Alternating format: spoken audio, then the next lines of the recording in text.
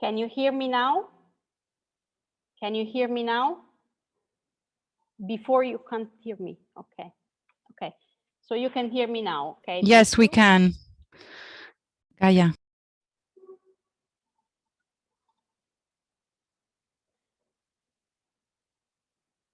Can you hear my voice now? Can you hear me? Okay. Yeah. Because I can't hear myself. So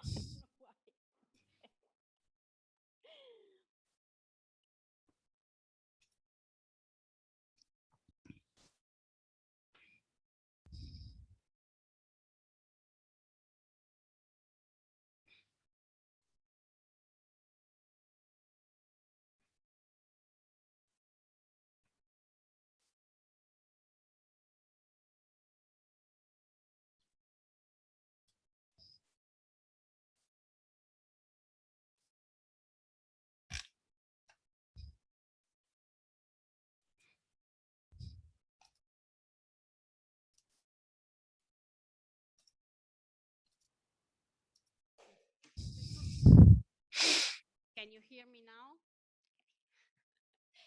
We can survive today. Sorry, we had so many problems, but I'm very happy because it's the first time we have 8 languages. We have 8 translators throughout the world translating this event. So we are very happy. So we ask your patience.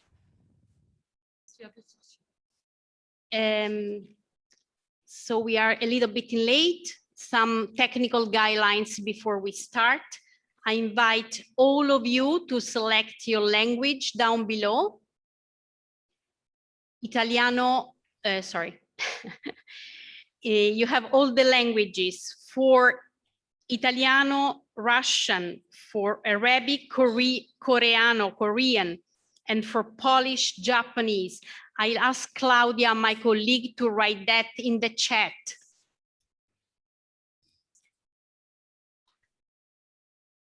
So we don't know Arabic, so I hope you can understand. We also have the streaming in 5 languages. So we will be able to start in a few minutes.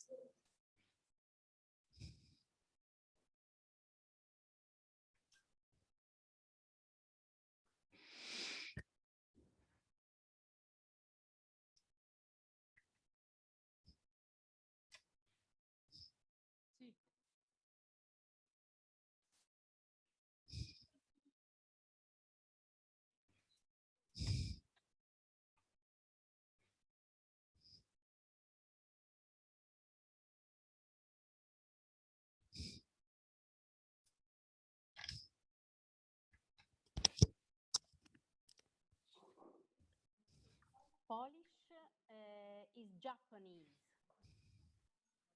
Thank you, Yolanda. Thank you for your help. We have all the language here.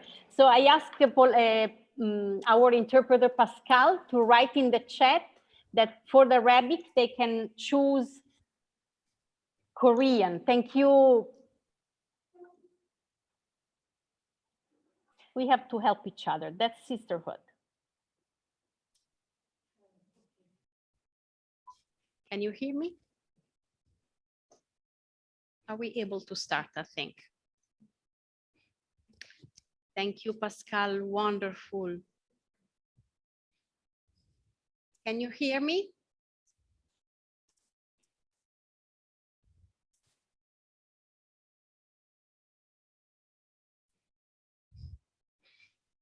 Can you hear me? Okay, wonderful.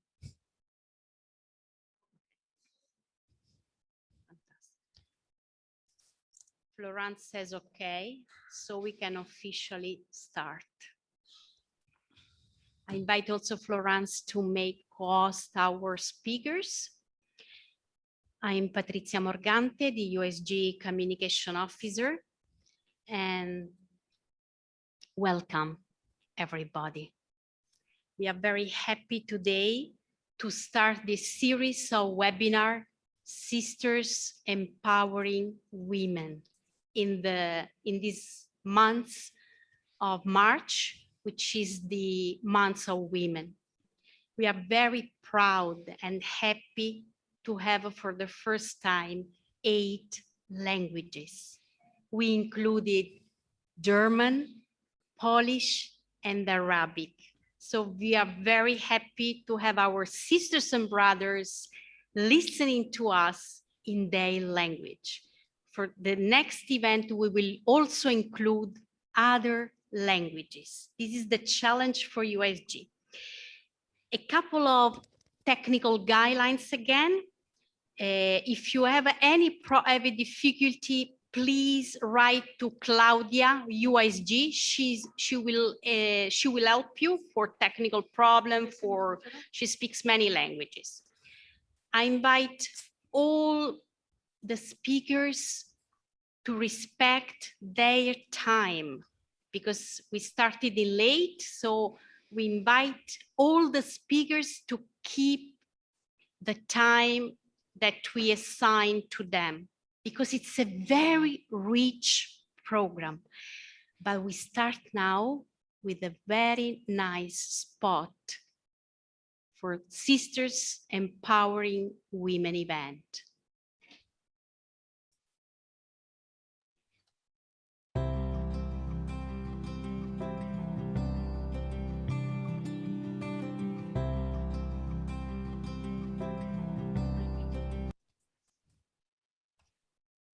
Thank you, Florence.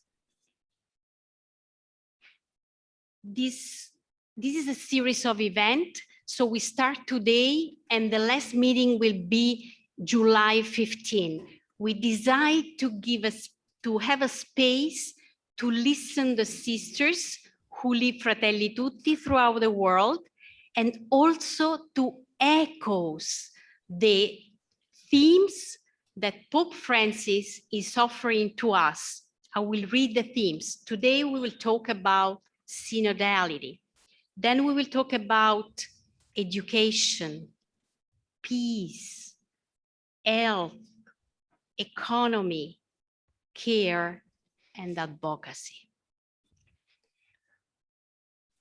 I'm very happy to introduce our first two sisters, and I will move into Italian. I would like to remind you that if you want to tweet, if you want to share images, if you want to share photos, comments, you can do that using hashtag Sisters Empowering Women. We have kept it in English because it allows us to have a common identity. We do have our first two sisters who are going to share their experience. In which way? Through their mission, through their role,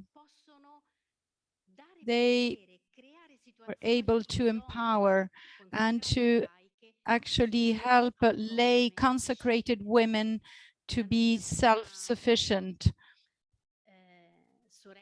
Our first sister is Sister Yolanda Kafka. We all know her because since 2019, she is our president, the president of the International Union of Superiors General. Sister Yolanda has a very long experience in pastoral issues and formation. She has studied at the Institute of Religious Sciences. She has a baccalaureate in theology, a license in theology, in consecrated life, and in 2016 she has started a PhD with a number of vocational courses in discernment on vocation. We really want to thank her very sincerely. We welcome you, Sister Yolanda, and the floor is yours. Please, if you can turn on her microphone.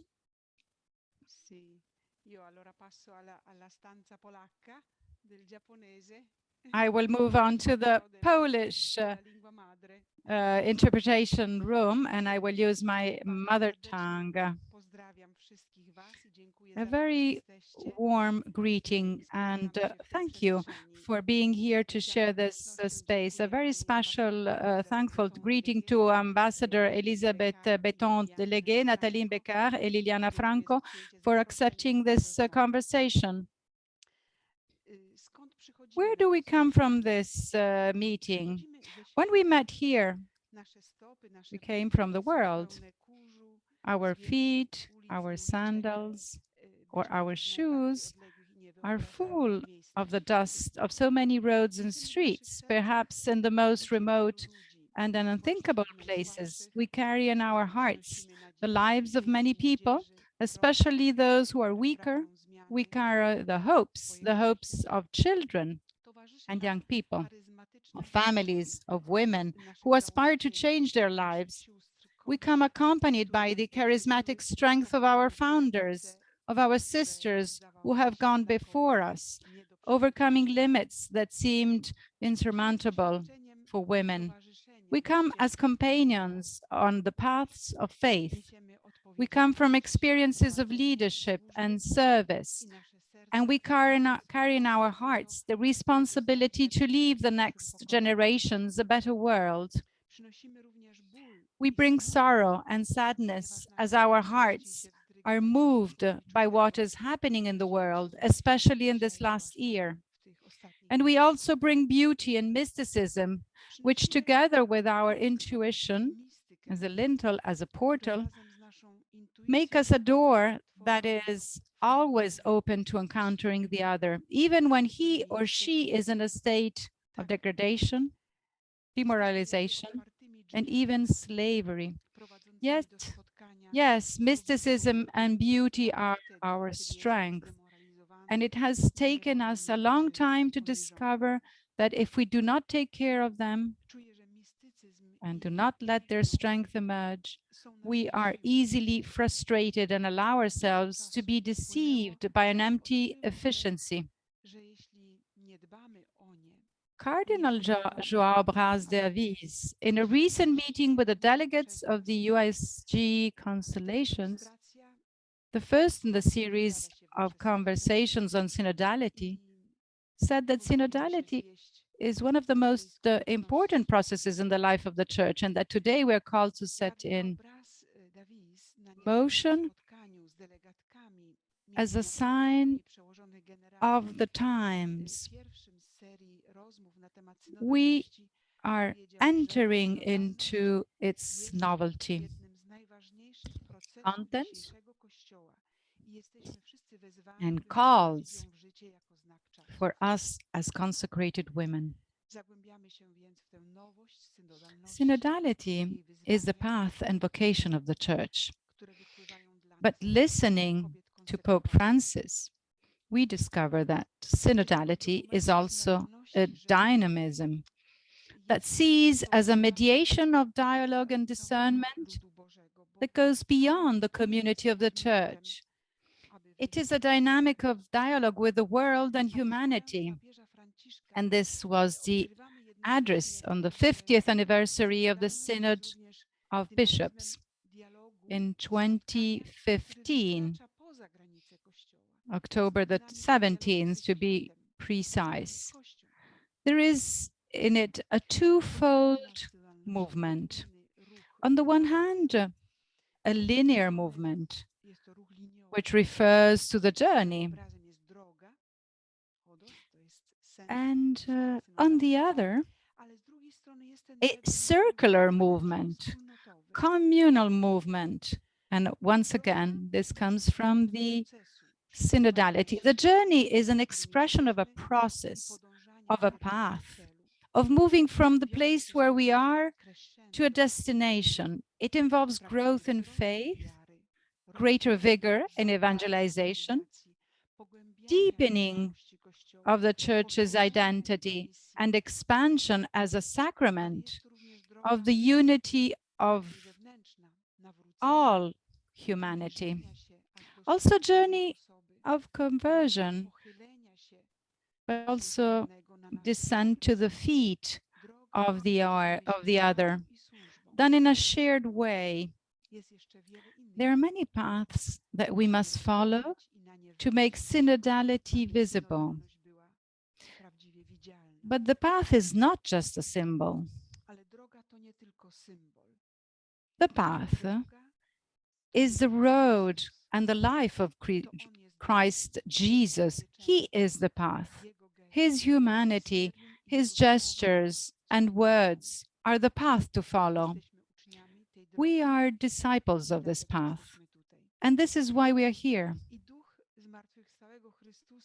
The Spirit of the risen Christ constantly reminds the Church of this path and puts us back on it when we go off track. Circularity, on the other hand, brings us to the dimension of a dynamic communion. It reconnects. It makes the gifts that God gives to believers pass through. This movement guarantees exchange and bonding based on the common baptismal vocation, the variety of charisms, which are gifts of the Holy Spirit, which embellish the Church, and the specific ministry of pastors.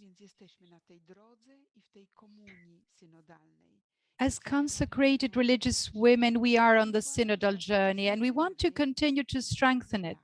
I believe that there are two aspects in which we participate and in these processes, as sisters and as disciples. Our life must be a song of equality in fundamental human dignity, what Fratelli Tutti, and also quoting Saint John Paul II, infinite dignity. Fratelli Tutti 85. This dignity is a universal dimension in which Jesus becomes brotherhood and sisterhood. The mission of the Church in the synodal journey makes us companions on the journey, taking on humanity with care. And the other dimension is that of discipleship. By faith, we are disciples of Jesus. This fundamental condition of belonging to the ecclesial community keeps us in constant learning from Jesus. It makes us all co-responsible for building up the community of disciples to proclaim the gospel.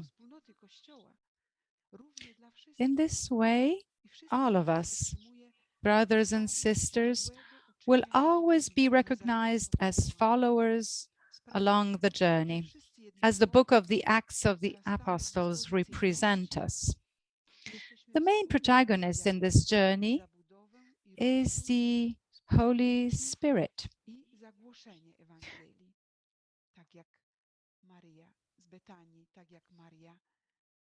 When we become aware of this, we discover that we must listen to him and tune into our deepest aspirations, allowing ourselves to be enlightened in simplicity and poverty of heart, because only he works wonders.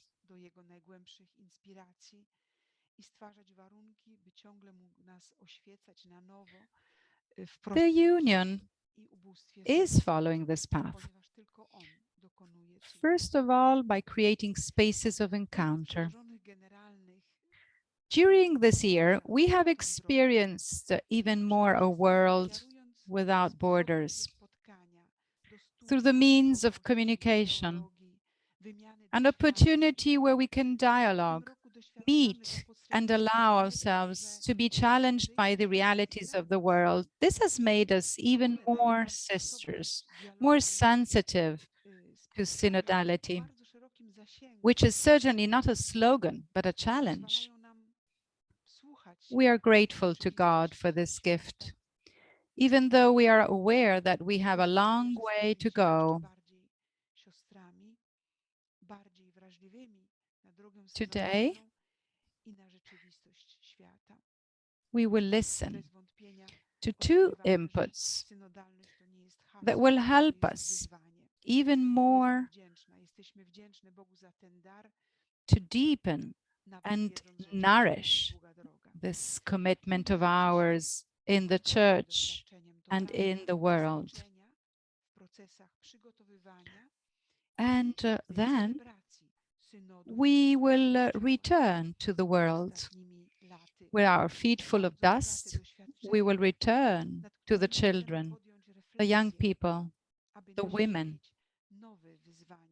We will return with the charismatic strength of our founders, of our sisters who have preceded us.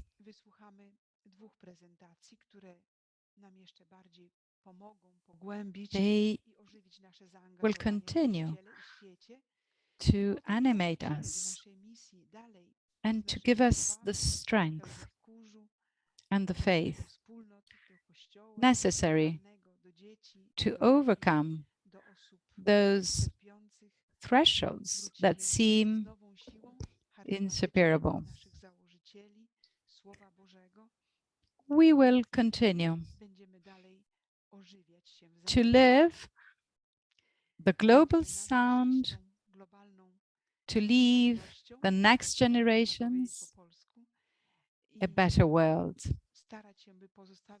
a church that shines the face of Jesus.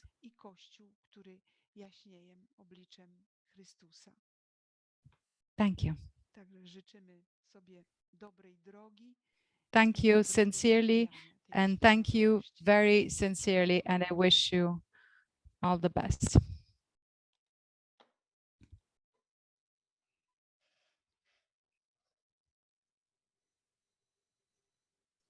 Grazie. Grazie Yolanda per le tue parole. Thank you very much, Yolanda, for your words, which really have set the scene of sisterhood, of sorority, and also walking with our brothers in the church. And I'm really very pleased that you were able to speak your language. I believe that certain things can be properly expressed only in your mother tongue. And thank you very much for having opened this meeting on synodality. And it is with a special joy that I would like to give the floor to Sister Carmen. Se magari Claudia mi aiuta con lo spotlight, così. Maybe Claudia can just help me a moment. Sister Carmen Ross. She is the Sub-Secretary of the Dicastery of Consecrated Life and Societies of Apostolic Life, which is basically our dicastery. Sister Carmen has a very long experience in pastoral activity. She's been a missionary in Korea, in Southern Korea. She is of Our Lady of Consolation.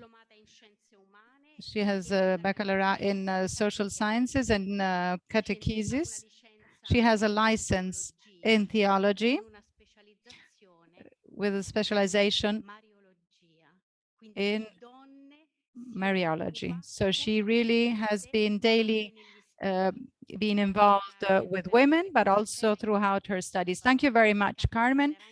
And the floor is yours. Thank you very much. Thank you, Patrizia. And a very warm greeting to all of you on my behalf. I am happy to participate in this initiative of yours with a small contribution based on my experience in the Dicastery for Consecrated Life. I have been working there for almost 30 years, and I can affirm that I am a witness of the journey that the Church and also our Dicastery have made in these years. Among the many aspects of this journey, I would like to focus with you today on the dimension of synodality and the enhancement of women, because I believe that they are intimately connected. I began my work in the dicastery under the pontificate of St. John Paul II, the Pope of the Apostolic Letter Mulieris Dignitatem of 1988, and the Letter to Women, 1995. How not to remember that it is St. John Paul II who uh, developed the expression feminine genius in the letter to women, an expression which expresses the attention to the concrete person, to the dignity and the promotion of women, the advocacy of women, a point of no return in the ecclesial community. Under the pontificate of St. John Paul II, the first female undersecretary of our dicastery, Mrs. Enrica Rosanna, was appointed. Pope Benedict XVI followed this ecclesial path. One need only think of the way of the cross in 2007, sorry, which was described by the Italian newspaper as an hymn to women. The following year, in an official speech, the Pope said, I have already had occasion to recall that a chauvinist mentality still persists, which ignores the newness of Christianity. And Pope Francis has basically made this role of women at one of the pillars of his pontificate, and also to pursue the mission at the service of the universal church. There are many opportunities during which Pope Francis has spoken about women and also about the role of women in the church. In an interview to Father Antonio Spadaro, editor of Civiltà Cattolica, the magazine, just a few months after being appointed as Pope, he was saying it is necessary to widen the spaces for a more incisive female presence in the church. And later, in an homily in Santa Marta, he also affirmed it is necessary to consider the role of women in the church. That is necessary to consider the church as feminine. That is to say, to have that attitude of wife and mother, because when we forget that, we are dealing with a masculine church. So the Pope has not only spoken, but he has also multiplied the number of deeds and acknowledgement of this equal dignity through appointing a number of women in institutional roles. I have been appointed by Pope Francis, and I am witness, as I said earlier, of this journey by the Magistry and also in our dicastery, where we have 16 women working, among which 2 are in responsible of session 1 of the promotion of consecrated life, and the second of the ordinary governance, apostolic and societies of apostolic life, sorry.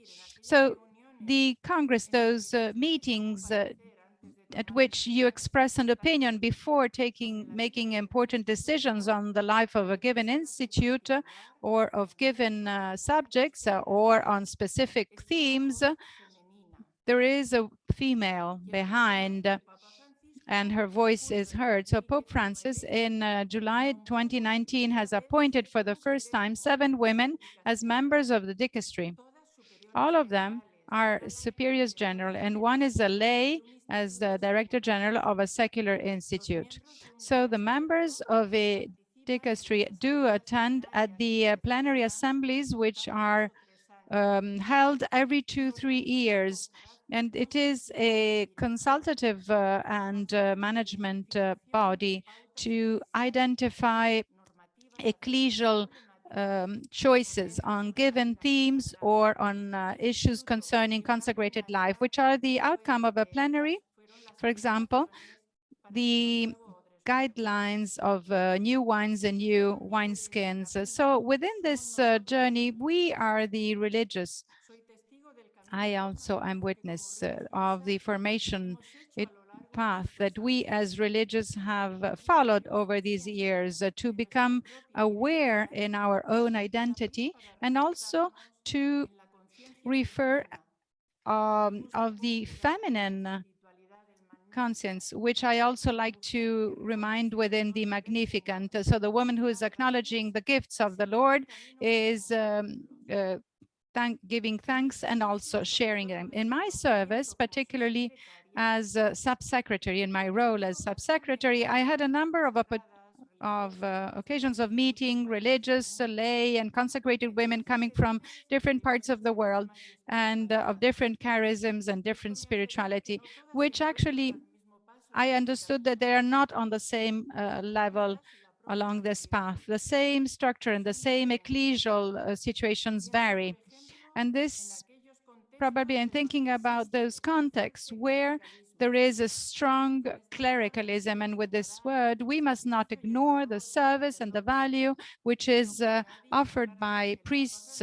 But as Pope Francis has already said, we want to stress, we want to underline let's say, an awkward way of interpreting the church.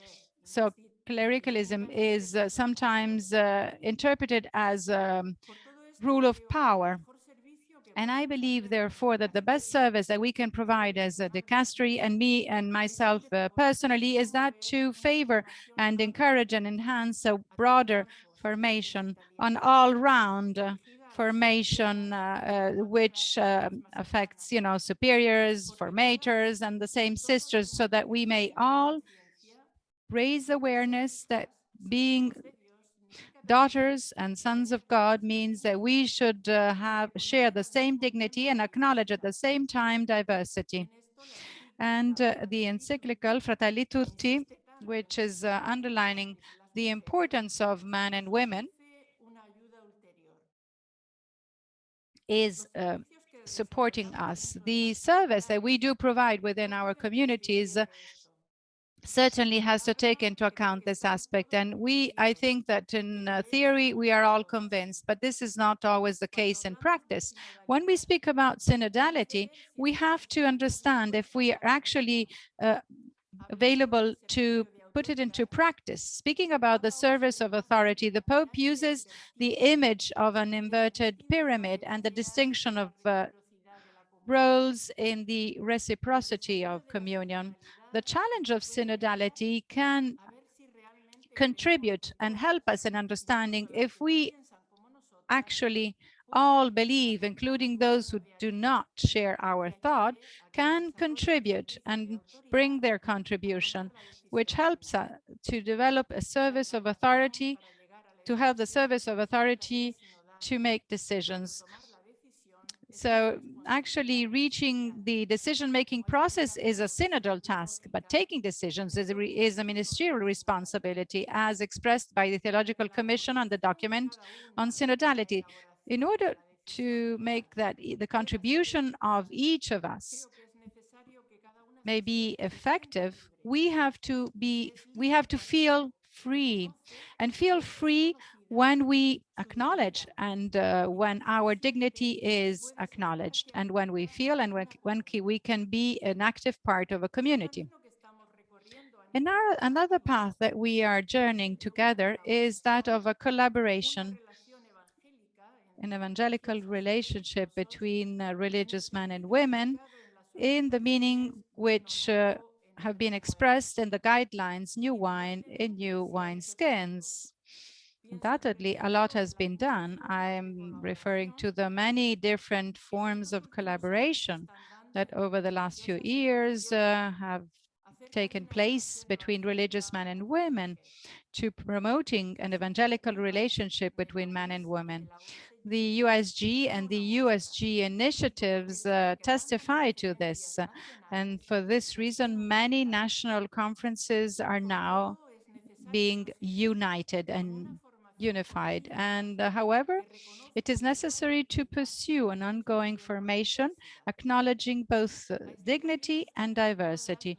To this journey, not only religious women have been invited, but also religious men, listening and dialogue. together with sisters and with bishops at the Ad Limina visitations, underline the urgent need to promote a mindset, a paradigm shift in considering consecrated life and above all, female religious life. So from a functional vision, which gives priority to managing works, we have to move towards an evangelical testimony, and we have to also recover the ability to open up to the future charism and works expressing an evangelical prophecy. And why am I saying that? Because all those who are active in schools, hospitals, in charities, they are viewed not for what they are, the sign of a love which is given to all. The actual risk that we are running, unfortunately, is that the same religious members and women do consider themselves. And this is what we have seen when the crisis that takes place when we leave a work and the way we provide our service. I have shared part of my service in the dicastery, but maybe it is the main part of my role, because at every meeting, be it with people, with governments, with bishops, I have always used them to underline, to promote the beauty of consecrated life, and above all of the women religious life with which I identify myself. Thank you very much.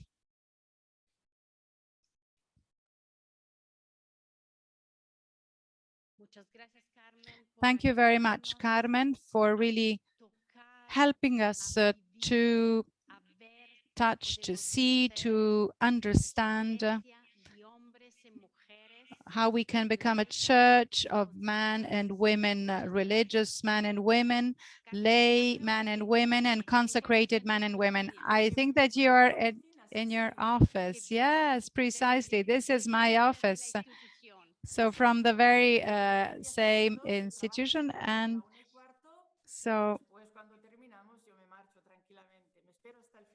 I will remain all the way till the end. So thank you very much, and thanks really to you.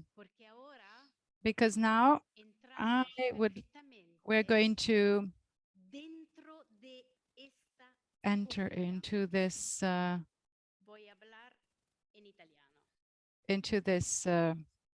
role and theme, as we have indicated in the let's say in our invitation. It is just like inviting you to a meal, an Italian meal. So Sister Yolanda and Sister Carmen have provided the appetizer, that is the voice of women in the synodal path. Now we move into the main course, which in Italy, as you well know, is pasta. And I would like to invite the two speakers, but it is with a great joy that I invite our moderator, our facilitator, who is not a consecrated woman. She is a lay, but she's a woman which is highly committed. I would like to introduce Her Excellency, the ambassadors of France to the Holy See, Mrs. Elisabeth Béton de Legge.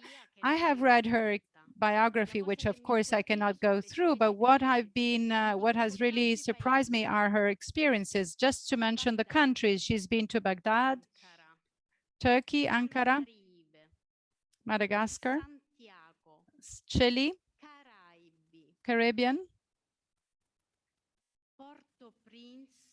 Port-au-Prince, Mexico,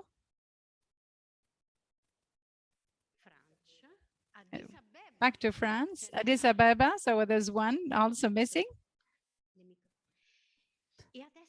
And now Rome, to the Holy See. It's not the first time that as USG we collaborate with the embassy, so we sincerely want to thank Her Excellency for having accepted to be the moderator in this very important session on synodality. So good morning and good day to all of you, and a sincere thank for having invited me. I noticed that there is really, it is a show of friendship and of sincere friendship. It is for me an honor to be here as an observer, an actual very attentive observer. But I would like to now actually provide my first dish, which is the main course, as I said, that is to introduce my sister, Natalie Becker. She has just been appointed by the Holy See. Just in a few words, Natalie Becker, you have been licensed at a very important school, a high school, which is Les Hautes Écoles. And you have also played important roles. During 10 years, you've been working at the Conference of the French Bishops. Then you've been involved in youth pastoral activities. And then you've also been directors of the National Service for the Evangelization of the Youth and of Vocation. So you have been actually very much engaged involved in the Synod of the Youth in October 2018. And I would like to add, but it's not in your short official resume, that you are a sailor. You are a passionate sailor. And I also believe that in practicing sailing, that if you want to actually journey the synodality, that is actually a plus value. So it's an added value. I would like to maybe just start with a few questions before giving you the floor. When in listening these first introductory words and reports, when I look at the screen in the gallery view and I see so many religious connected with us, I think this is actually the actual image of synodality. The church is present, the church is there. But the president has also underlined the word sorority and sisterhood. When I go to church on Sundays, I see something else. I see a different situation. I see a priest with an assembly, with a distance. And I, let's say, believe this is always a church, but this is one of my first questions to Natalie. How can the church put synodality into implementation and somehow pursue with this pyramid structure and hierarchy while we have to journey together in synodality? Well, thank you very much. Thank you for welcoming here. I am very absolutely pleased of being happy to see here with the ambassadors. And I'm also very pleased to see so many sisters that I already had an opportunity of meeting in the various countries. And I'm really very happy to be able to share with you this look on synodality, on women in the world of synodality, starting from my experiences in my new role. And I have just basically started for these only just for 2 months now. Now, as a starter, you say, you gave me the Fratelli Tutti as a reference, a document which basically tells us which is the challenge to allow the other to be himself at the same time, but also different. So synodality underlines the fact that it shows the way we recognize and we acknowledge the difference. And one of the fundamental differences, which is properly the paradigm of all differences, is the difference man-women, which I normally use this experience, which I find it's a very elusive and imperceptible difference. The difference is there, but not always visible. It's difficult to actually, it's a bit elusive. It's sometimes covered under mystery. And in the final document of the Youth Synod, in this paragraph, number 13, what we shows that sometimes there are forms of discrimination and domination and exclusion can arise, but societies and the church need to free themselves. So there is this tendency of dominating, but as the Bible tells us, we are equals, equal partners before God. So the Bible presents men and women as equal partners. So it's a journey far from being easy, and it has been clearly underlined not only in the Synod of Young, but also in the Amazonia, a church trying to live this cannot basically go without a reflection on the role of women and inevitably on society as a whole. It has been recalled by Sister Yolanda, but also by Sister Carmen. To what extent this is a work of cultural pastoral conversion, which does imply a change in the daily pastoral activity, and which certainly, as we can notice in the Vatican, I think there is a path there, which has already started, that is to actually involve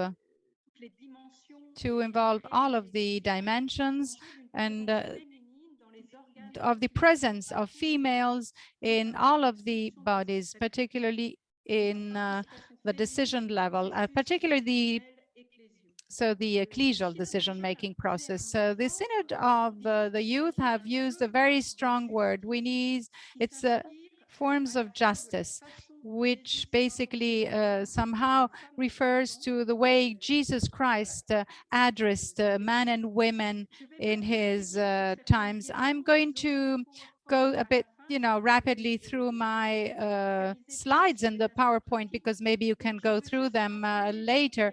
I want to mention and refer only when we speak about synodality and the role of women in synodality today. So in a social context, which is actually needs to be taken into account and which is somehow showing that there are it's a natural aspiration and a very strong inspiration. I could even say it's a sign of times. And in the ecclesial context, we are still involved. We are still in the midst of the sexual and power abuse crisis. In the light of this greater awareness, I believe that this is one of the key elements promoting synodality. You also, as you mentioned, Cardinal Bras de Avila, and of course, it has been basically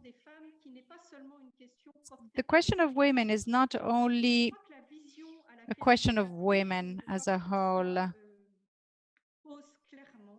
but in fact, the Pope is referring to that. He mentions that we have to let aside domination, competition, and clericalism, which somehow shows that if we give too much role to women, men will lose their role. No, this is not the case. That is what is at stake. And there were some words which have already been mentioned. That is the dynamic of reciprocity, of cooperation instead of competition. So this synodal church of the Pope, of men and women throughout the world, I think this is something which comes from grassroots. It's when we are together between all of us, between young, elder, women, men, lay, consecrated, baptized, is that we want to actually change, and we want to, it shows a certain interdependence and the urgency of synodality. And I believe that the church has to take stock and has to become aware of this relational situation. You cannot think about man without women or women without man, because have to change and have to adopt a relational anthropology where we want to implement synodality. I would like to just have a short slow down because I would like to invite you to express with one word, with one image, when you think about synodality, what is the image and what is the word? Kindly write in the chat. What is actually the word or the image that you comes to your mind? Thank you.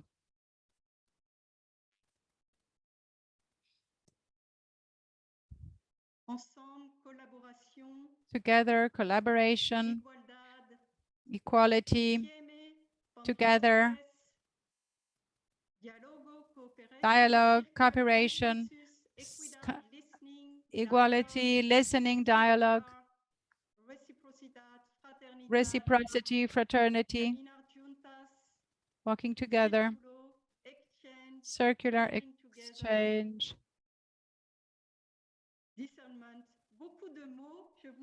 Yeah, a lot of words. I will invite you later maybe to read them up. I think it's really, it's a show of synodality, I would say. And this is actually what synodality is about. It's something which is moving, which is changing, through which we all contribute with our own voice. And this is the image of the youth of Synod, together in the same canoe.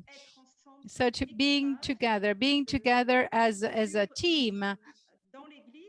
So in the church, so this is the image of the boat. So it's a boat, it's a church in movement, a church on the sea, and it allows me to pick up all of these words, key words. These are the key words of the next synod for a synodal church: participation, communion, mission.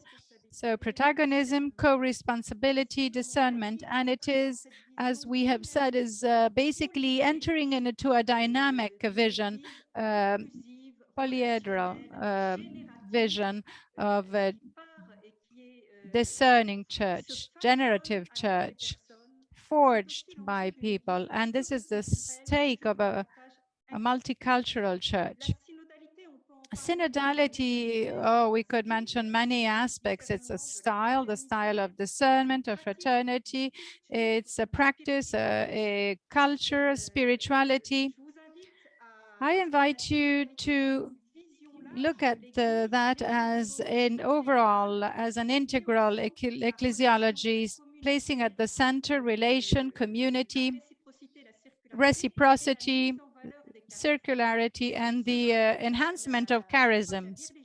I think that this is why religious life has a role to play. I also would like to focus on a few elements and feedback of the experience of the latest synods. And I think this is a key to actually,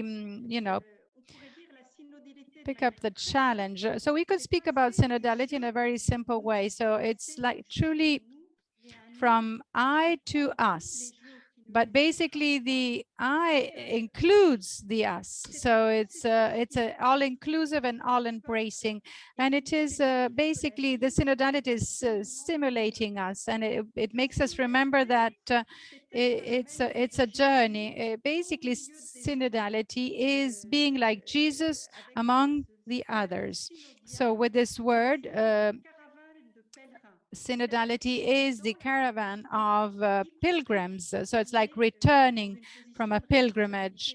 So thinking also from our roles of leadership and responsibility. What is very difficult is that as pilgrims, this is not an actual ready-made or well-defined journey. It's an open journey, which is also a very creative process. So sometimes we might be afraid because we do not understand in advance, and we believe that maybe there is no synodality because you feel that you sometimes is a question of trust that the Holy Spirit is working and that it is actually acting, but we have to let go. We have to let ours be transformed. What are the key elements for this synodal dynamic, and which I also have listened in sort of serving, and I did a little survey on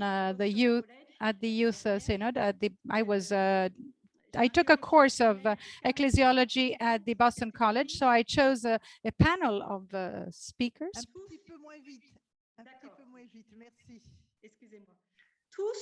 And so they all answered at this survey in basically in underlying the experience of synodality, because at this synod of youth, we have basically experienced a church of dream, what we would dream as church. And they have underlined the voice of the young and the voice of the church, of the Pope. And when you say listen, the core element was listening to the others, and the others include women. The second element, which was mentioned, is the presence and the aspirations of Pope Francis as a model of leadership. I could also underline some additional element, because I think this is one of the main elements in order to pursue synodality.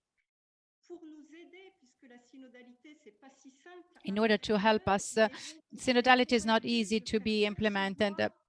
What is really important, we have to understand the impact of synodality, which actually show the positive effect, joy, communion, life, but also for each of us, synodality is a process of empowerment, an empowerment process, so that all the sisters empower women, which is the title of our webinar today, allows each of us as women to affirm and assert themselves in this new vision. So it's a new vision, which also implies a change in approach, but also a new way of understanding leadership. And always, when you have a change, you have some difficulties because you have to change the structures.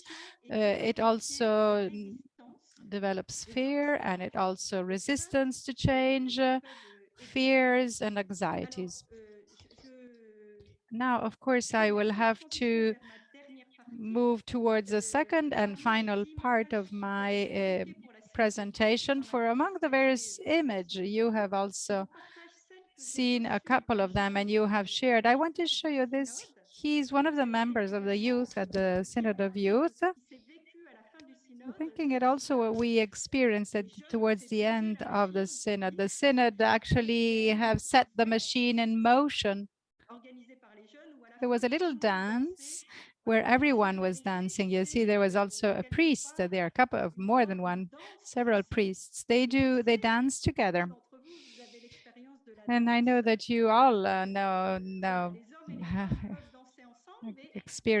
you have experienced dancing together, and men and women can dance together. And the actual what is at stake is dancing together. Women have to dance together in synodality, bringing their own specificity, their own way of dancing, but together and in the middle of a group of men, and in the middle of those who are carrying forward solidarity. So basically with the idea that the goal of this dance is to actually identify truth in church. Church is the music for the dance, and while dancing, it's a consensus building for the mission, at the service of the mission. And in order to dance, you don't have to just simply have a mechanic body or a very fit body. You have to, there is coordination, there is creativity, there is talent.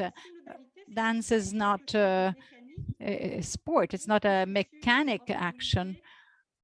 So you need to organize it. But what I would like to underline is the spirituality of synodality, which calls into play humility, listening, faith, and trust in God, prayer, dialogue. And I think that synodality does encourage us to experience synodality. We are invited to share with others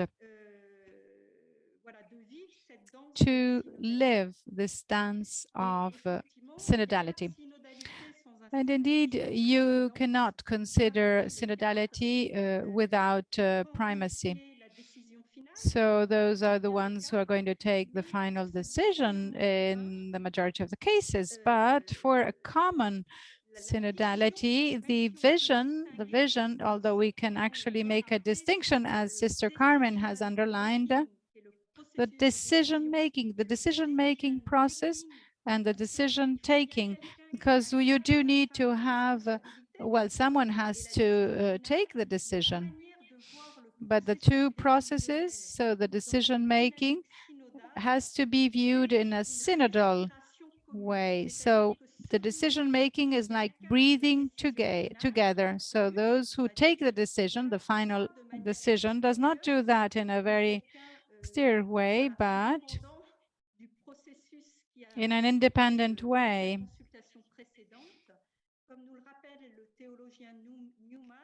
So Newman, let's think about the theologian Newman. So the final decision, if actually it has been successful, it comes from this breathing together. It's the Holy Spirit who is touching all the faithful, the men, women, pastors. So all of this is inviting us, and this is my final comment, to identify a way of to actually undertaking a new style of leadership, a new leadership style. So the experience of religious life, a certain vision of authority forged by the experience of chapters, community discernment,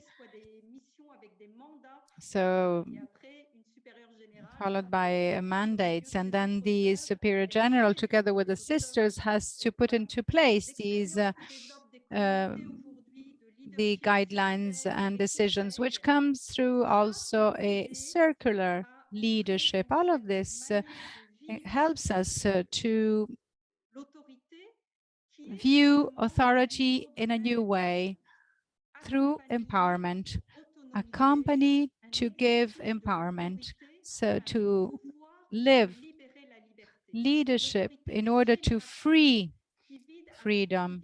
It's a generative force, which is freeing liberty or freeing freedom. And this is why Pope Francis says we cannot live a synod or a synodality without expanding interior freedom, the freedom of word, the freedom of expressing yourself in the full trust that the Holy Spirit is going to come into play and contribute. So the synodal view is the same expressed in Fratelli Tutti. We are all interconnected.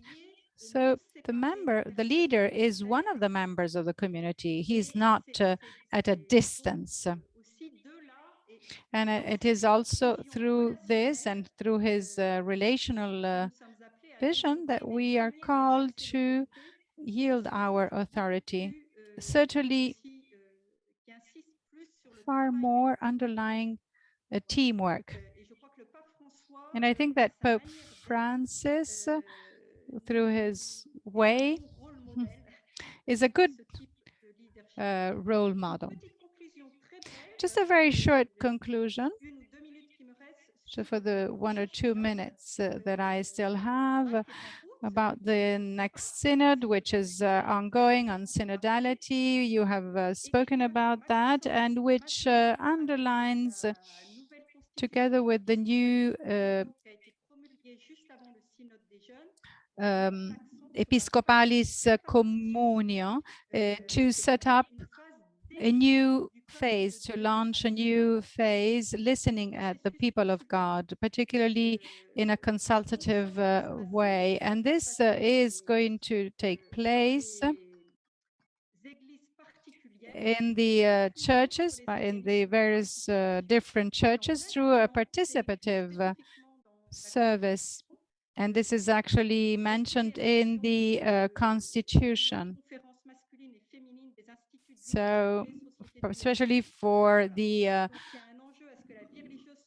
societies of apostolic life and the institutes of consecrated life. So this follows the whole dynamic of preparation, and it focuses on the way of inviting synodal institutions to enlarge and broaden the consultation and listening. And this is actually my final word.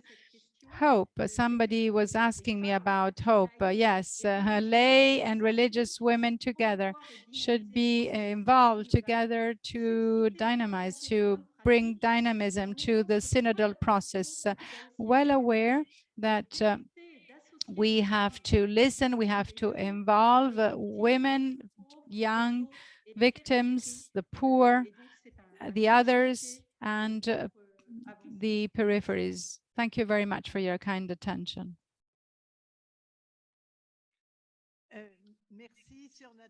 Thank you so much, Sister Natalie, for this wonderful presentation, which was really very clear, also to some extent demanding, because it's a demanding path.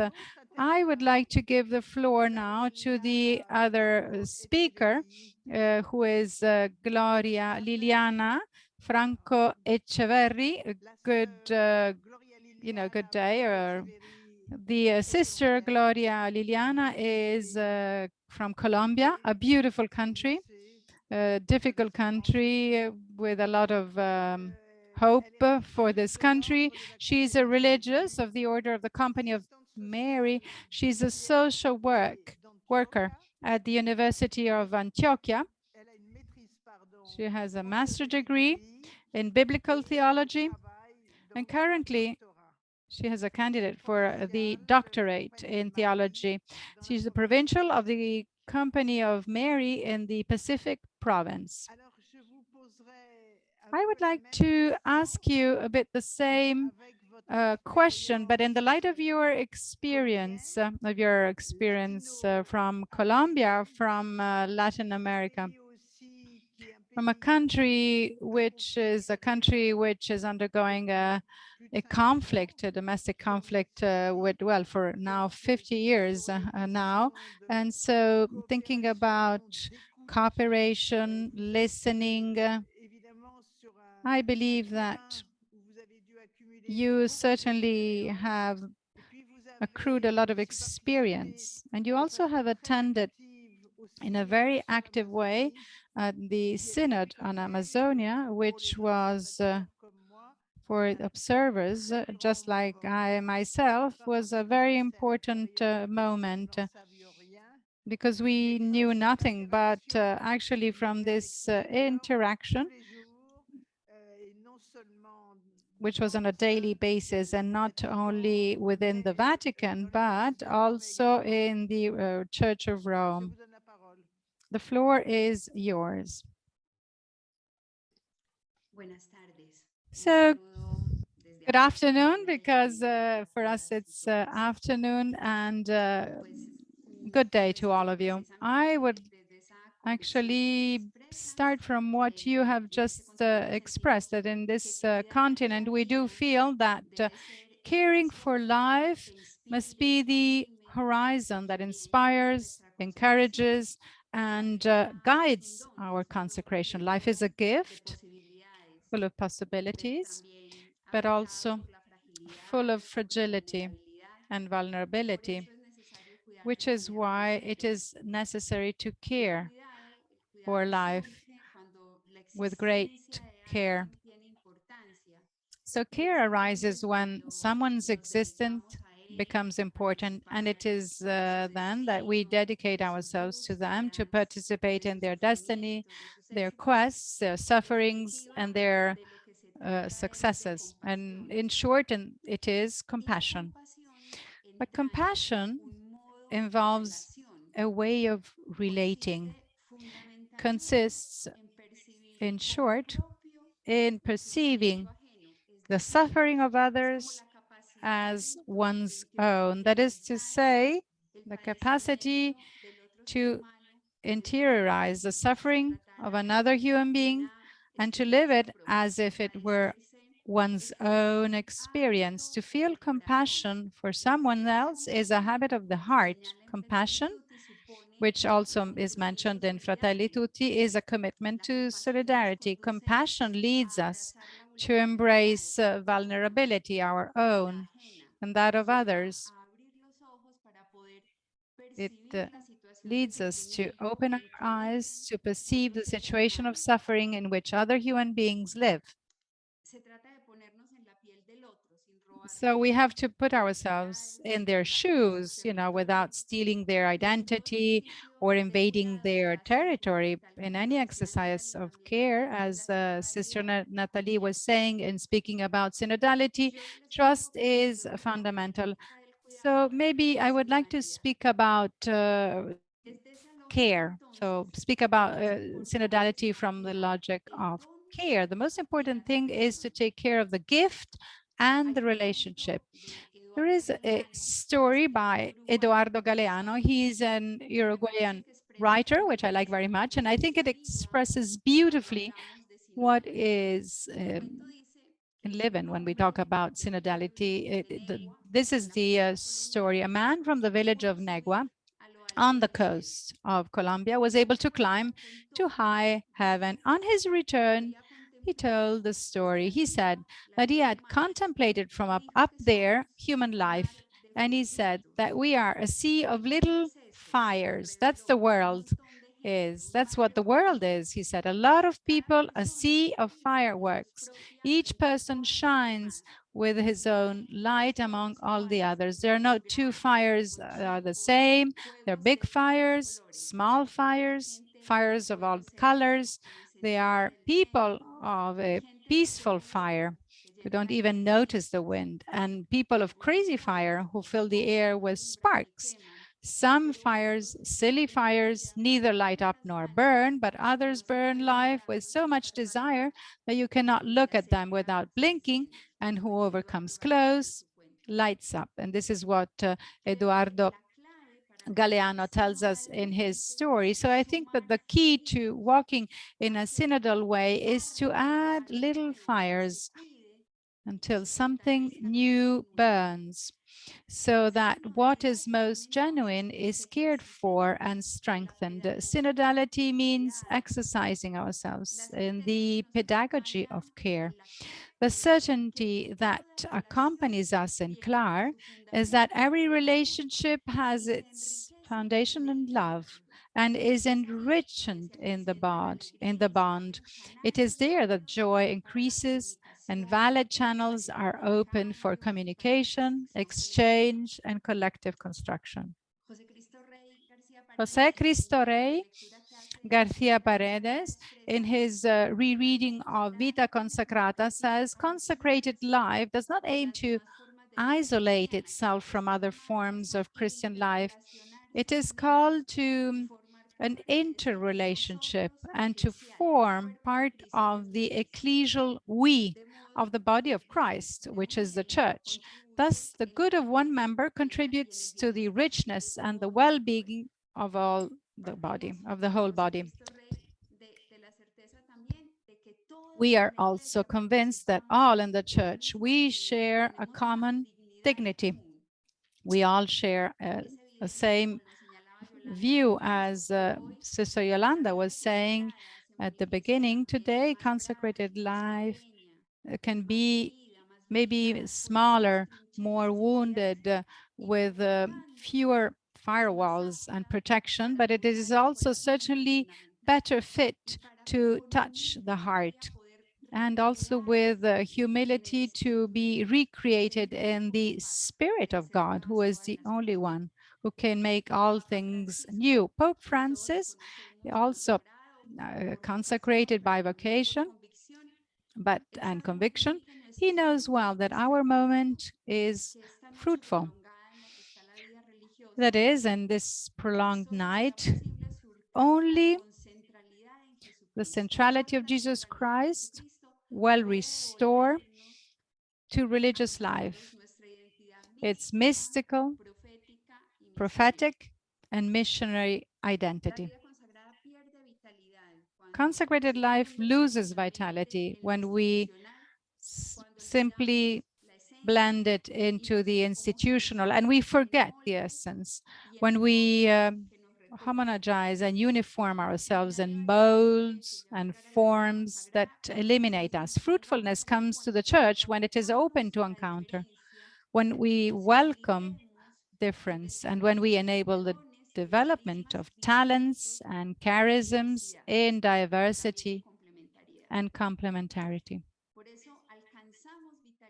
We achieve vitality when we transcend the idolatry of individualism and dispose ourselves to the art of the common.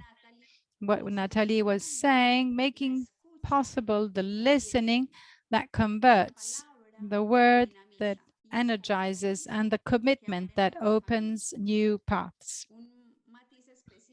A specific nuance of human existence and also of our consecration is community life. In the charism that each one of us has been given, there is a tendency towards what is built with others. In complementarity, a co-responsibility. And this demands openness to diversity. The ability to combine rhythms in this dance that Natalie was mentioning, of combining languages, cultures, sensibilities, and visions. It requires a new contemplative gaze that enables us to discover the good, the truth, and the beauty that live in every human being and in every relationship. In a world of polarization as ours, in a world of individualism, communion is the greatest witness we can give to our fellow citizens. The utopia of fraternity must be for us a horizon of meaning, and this requires an unlimited dose of tenderness. It is only the daily exercise of tenderness will make us more human and reflect more clearly the face of God in our midst. Nothing that encloses and shelters us is evangelical. What is proper to the Christian is the way, the openness, the gift of the other, the radically other. We are called to unity, and that all may be one. It's just like the Father and the Son. No, as the Father are in me and I in you, they may all be one in us, so that the world may believe that you have sent me. So unity is an attribute that shapes identity and preserves essence, that ensures harmony and favors passing the test of time. Where there is unity, there is harmony. Communion in values and criteria, but however, unity does not exclude difference and has as an essential element the harmony that results from encounter, communication, and bonding. It requires relationship, the face-to-face of graciousness. It is built, and in it there is room for vulnerability, fragility, and limits. It supposes the permanent exercise of reconciliation and forgiveness, and demands discomfort, and also demands learning. It's not possible where there is arrogance, spirals of power, and where there is no flexibility and openness to the Spirit. This pilgrimage with others in the church We are also called to it intercongregational, so that in the richness of the intuition of each founder, other sensibilities may be added with the awareness that each charism is a gift for the church and a gift of the church for all. The witness of friendship between religious of different congregations, the shared efforts to carry out common projects, the untiring search for answers to the challenges of this historical moment is already evidence that God is among us to make us one, to create unity among us. The horizon is to walk as brothers, aware that we are brothers in gratuity, welcoming our differences, enhancing the best of each one, building a common project, singing the melody of fraternity and sisterhood. The theology of consecrated life has before it the challenge of searching at the source, at the origin of the foundational charism, to unravel the potential of originality and vitality which inhabits them and which makes them relevant and necessary at every moment of history.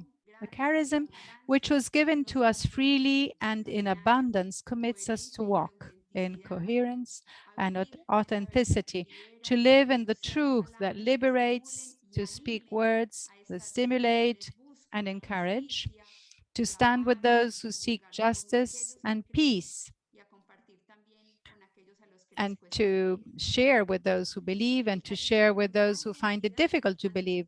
Charism that gives us our identity reaches its fullness when it meets with other charisms, and together they reveal what is the most typical and original of the kingdom, the common table where there is room for all, which makes us the church, the people of God. And this is how Pope Francis puts it, inviting us to widen the tent, as you remember, to go beyond it. And no one builds the future isolating oneself, nor by one's own strength alone, but by recognizing oneself in the truth of a communion that is always open to encounter, to dialogue, to listening, to mutual help, and preserves us from the disease of self-referentiality. This is why the Pope says that consecrated life is called to seek a sincere synergy between all vocations in the church, beginning with the priests and the laity, and to foster the spirituality of communion. And always the Pope also invites the bishops to recognize in the various charisms gifts which enrich in the church, and to approach consecrated persons with a view to appreciating and giving thanks for the gift which the person and their charism bring to the church as a whole and to the process of the evangelization. The Pope was saying, and I quote, "We bishops must understand that consecrated people are not simply assistant material or aid material, as Sister Carmen was saying, but charisms enrichen the church. Dioceses need these charisms. The diocesan insertion of religious communities is important, as it is important that the bishop recognizes and respects their charism." So the Pope also mentions that in general, conflicts arise when there is a lack of dialogue. So we certainly are inhabited by the certainty that as a people of God, we're called to travel new roads. And this certainly places us as believers in the place of listening, the only place from which we can weigh, understand, and assume many and take on many challenges from social, cultural, and ecological challenges that this historical moment poses to the church, and which will mean developing a dialogical attitude, betting on new relationships, and placing ourselves on the road and on the path with others from which the experience that only dialogue makes us grow from our identity as ecclesial subjects and aware that through our baptism and common priesthood, we have the same dignity and we feel called to contribute to the configuration of a more synodal church, to set out with others in this present day of the church and of consecrated life will lead us to build together. And we can do this from the 3 P's of communion. Belonging, okay, P is participation and patience. Belonging in English has a B, I'm sorry, but anyhow, knowing that we are linked to something or someone that transcends us. The experience of belonging gives us identity. It's a question of love, of a bond around which the project of life is built. The awareness that we are part makes us vitally responsible. Through love, we become the guardians of the gift, custodians of the treasure, tireless sowers of every seed that anticipates abundance for that to which we are vitally rooted. It's a matter of roots. The second P is participation. The common places us in the place of participation, collective construction. It is the dynamic in which everyone's voices resonate in a different and therefore complementary way. The passivity of the spectator has no place in this logic, nor does the petty judgment of those who only criticize. To participate is to give oneself, to know how to be artisan and builder, to be ready for the processes that require dedication and constancy for the free and um, lack of interest of the kingdom. Patience. Without this gift, it's impossible for anything to last. Everything that is really important takes time.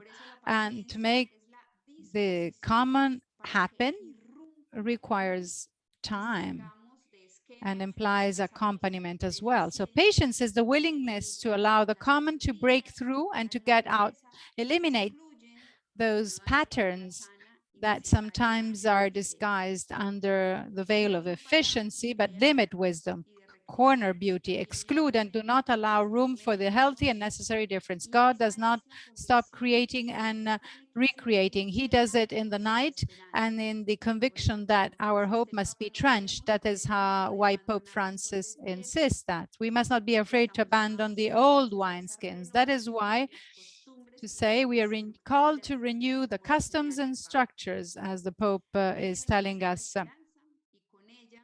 And so, of course, together with hope will come those answers which will allow us to reconsider the rhythm and the spirit of grace. Pope Francis believes that all of this is not based on numbers or works or deeds, but on the one in whom we have placed our trust and for whom nothing is impossible. This is the hope that does not disappoint and that will allow consecrated life to continue to write a great history in the future, to which we must continue to look, aware that it is towards Him.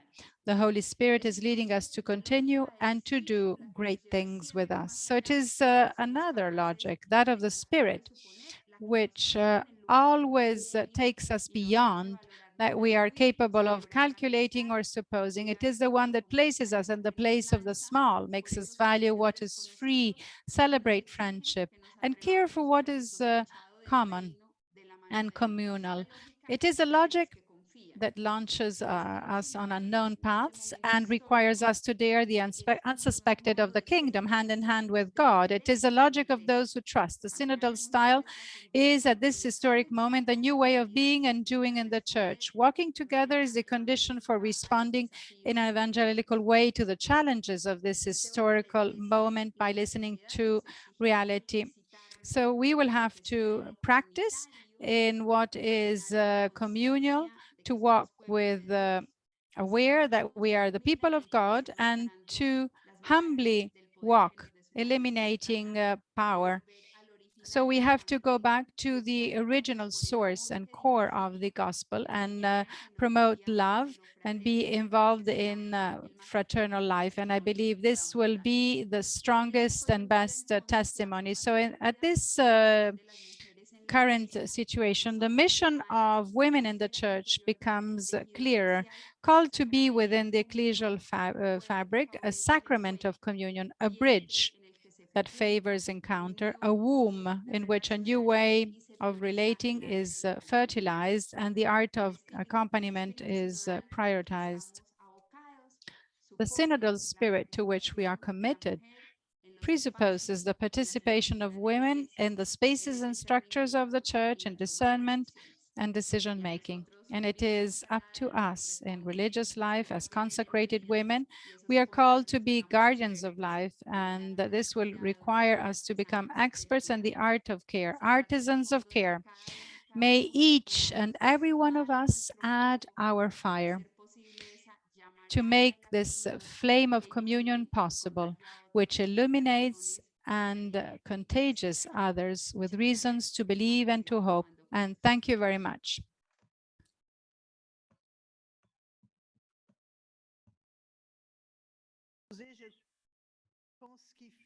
I think that this really is absolutely in harmony with what Sister Natalie has presented. I think there is a roadmap which is being built. There is a commitment well expressed, and you have probably focused more on consecrated life and the contribution of congregations. I also, as Sister Natalie has said, she was stressing the importance to speak with the youth because the church of the 20th century has to promote the presence of the youth. And certainly a dialogue of dancing together and the symphony that you have wonderfully in a very poetical way and words you have phrased. We are a little bit short in time, so maybe we're just going to give them just a second to just take a question and allow interpreters to breathe a moment.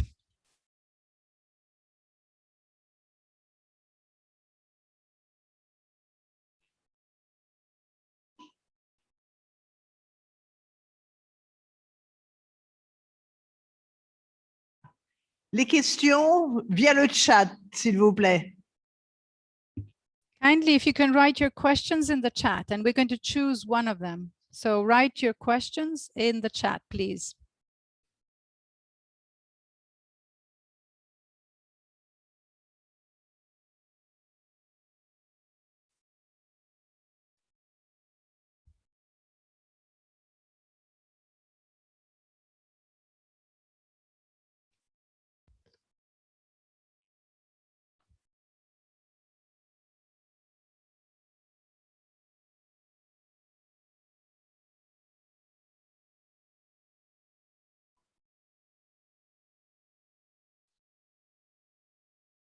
Bien, je ne vois pas de... So I don't really see that many questions. Probably we need some time to actually digest the two contributions. So maybe to conclude, I will allow two of you, two sentences each.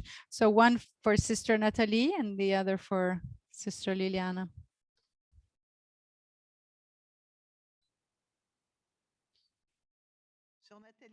Sister Natalie? Or Sister Liliana, just one sentence of conclusion. Synodality is art, the art of mosaic. I simply would like to stress the invitation of journeying together, aware that in this moment of synodality of the church, is inviting us to purify our relationships. We are called to a new way of relationships and of relating each other in full respect of our mutual dignity. And this can be done in listening. And this is a priority, especially when Natalie was saying that we absolutely have to give priority, particularly in the next synod, the preliminary part, when it's a moment of listening. Thank you very much. Thank you, Sister Liliana, Sister Natalie. I would like to come with this last image after having reflected and experienced many times synodality. It's art. It's the art of the Holy Spirit, the art of life. And it is actually very important to have these presentations and to read. Synodality will,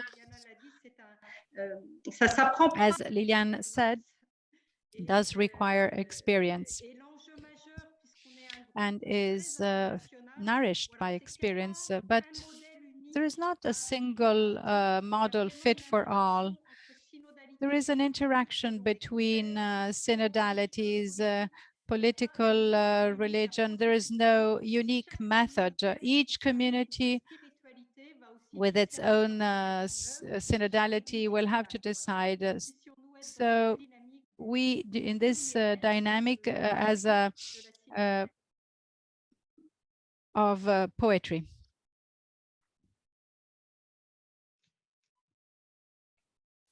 Merci.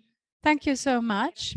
Thank you really very sincerely to our speakers, and a very special thanks to Mrs. The Ambassadress. I invite you to see on our YouTube channel the interview, because she told us how, through her work, both in the past and today, she continues to empower women, both lay and religious women. Thank you very much. A special thank also to Natalie and to Liliana for having accepted the invitation and for having opened up so many different roads. I apologize that for technical problems, we are running a bit late, because there are a lot of interesting questions in the chat, but we will certainly try to provide an answer in future meetings. I would like to apologize with you and with participants for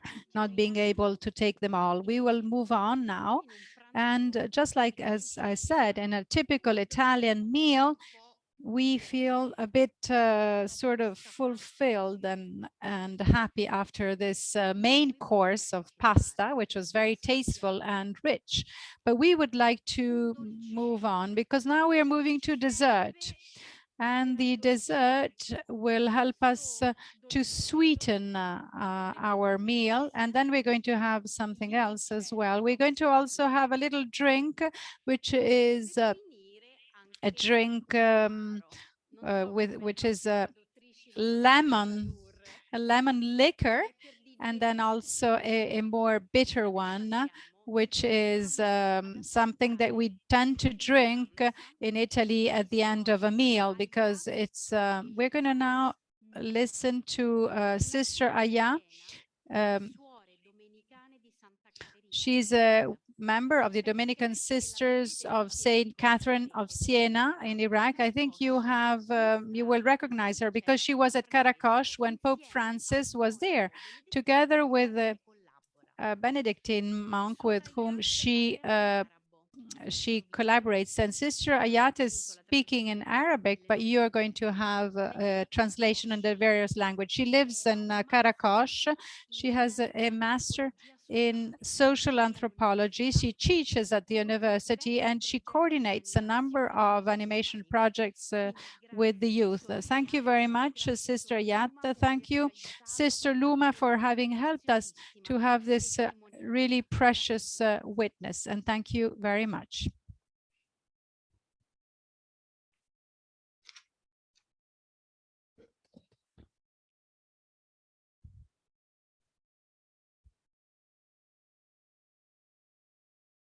A few days before the Pope's arrival, I was commissioned, along with monk Wissam, by the Higher Committee of the Syriac Catholic Archdiocese, responsible of coordinating the Pope's visit to organize special programs for the youth in order to prepare them for the Pope's visit and prepare their families as well. And for this purpose, we instituted a special committee under the name of the Youth in the Nineveh Plains, cheering for Pope Francis.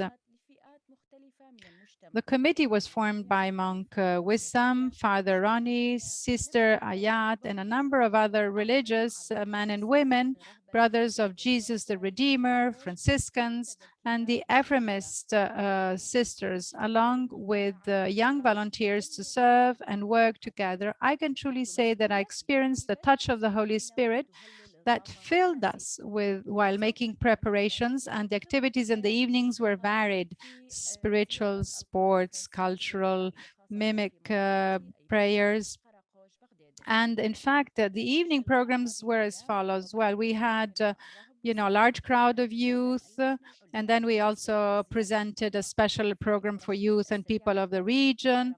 Then we had more than 20,000 believers of all ages participated in the evenings of Karakosh, evenings that were conducted by a procession of prayer, lightening the flame of joy, and the Eucharist adoration for the intention of Pope Francis. Then we organized an evening of gratitude to Pope Francis that included various performances, and the number of participants were about 10,000 male and female believers. We thanked the Pope for his visit to Iraq and to Karakosh in particular. As Dominican sisters in Karakosh, we prepared the students and those working with us in our schools by teaching them the hymn of the Pope's visit and the choreography to dance. We also presented a number of lectures about the Holy Father, the significance of the visit to Iraq, his message to us, and how we should live this experience. So his visit brings blessings to our families and communities. As soon as the plane's doors opened and Pope Francis appeared, my heart was filled with joy that I cannot describe. My body started shaking by overwhelming feeling that took over me the sight of Pope Francis waving under the sky of Iraq. I entered a moment of silence. Tears rolled down my cheeks because the intensity of amazement and joy, and many questions arose with me. How could this old man challenge everything from illness, fatigue, the pandemic, and stable security circumstances? How could he venture everything in order to say to the Iraqi people, I'm here with you. I have come to wipe every tear from your eyes, bear your pain, give you hope. I came to you as a repentant pilgrim, but it was only moments, and the answers to my questions were given at one at a time. I have lived days that I can only describe in one word: heaven on earth. I felt that Pope Francis was a tender father, a patient brother, a challenging young man, a man of God, and not only a close friend, but I felt that I had a very strong bond with him. I felt that the Spirit of the Lord once again fluttered over my suffering and torn people to be filled with a new spirit, the spirit of peace and solidarity and real citizenship. As soon as our eyes see Pope Francis, they were involuntarily filled with happiness. His face shines from the light of the Lord and spreads the joy that we need, especially me, in order to fill my dark and painful depths of light and joy of the risen Lord.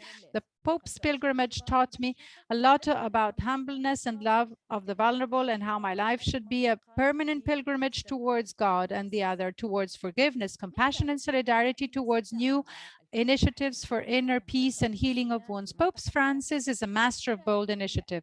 His visits to His Eminence Al-Sistani engraved me with a deep lesson in which I can learn how to accept the other, transcend all differences, respect the religion, belief, and faith of the other, so that we can build the nation with our humanity.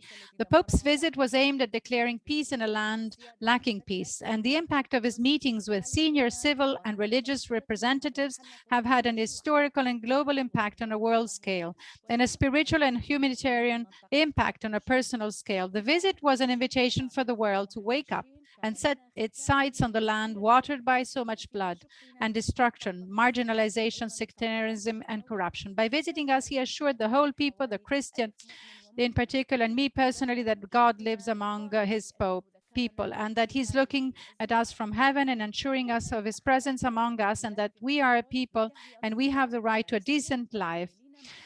The Pope's interreligious meeting and prayer with different religion leaders under the tent of our father Abraham is nothing but a strong and profound message to tell that we all have one Father who loves to see us united and joyful, and we can build a prosperous Iraq, a living Iraq from our differences. And in his prayers in Mosul, I learned from His Holiness that neither the brutality of destruction, nor the injustice of man, or the ugliness of weapons will stand up in front of the people who pray. The Lord hears us from the depth of our despair and our brokenness. So even darkness has light for us. The mission of our congregation in Iraq is education, accompanying people in their learning, whether Christians or others. And this is clear in our institutions in different areas, regardless of the presence and absence of Christians. Even in my work as a university professor, my presence is witnessing Christ and Christian values. My students and co-workers at university are of different religions. And being a nun, I treat everyone like my brothers and sisters, despite the immigration and pain we have suffered from and that was caused by others in Iraq due to our Christian religion. With the Pope, we prayed for the sake of a sincere and respectful brotherhood of all components.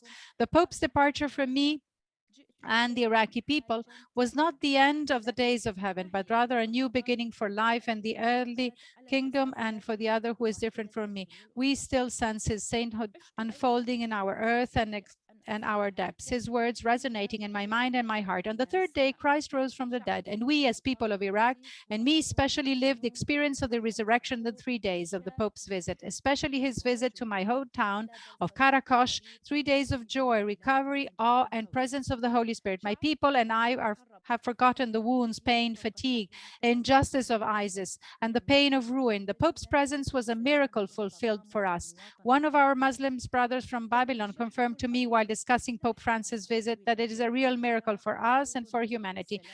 It is true that I did not meet the Pope face to face and I did not receive the grace of his blessing, but I was outside the Church of the Immaculate in Karakosh with my people, rejoicing and announcing to the whole world that we are a living people, a people who love life, a people of hope, a people that love people. Peace. We rejoiced, cheered, and danced together, just like Prophet David did in front of the Ark of the Covenant to celebrate the Lord's presence. My only wish is to meet him face to face, to say him one word, to which is thank you, and express to him love and gratitude of my people. In the end, I added my voice to that of Pope Francis, and I say in a voice of full confidence and faith, if God is a God of peace, for so is he, then it is wrong for us to wage war in his name. If God is the God of love, for so he is, then it is wrong for us to hate our brothers and sisters. Peace, peace, peace. Thank you, thank you, thank you, Pope Francis.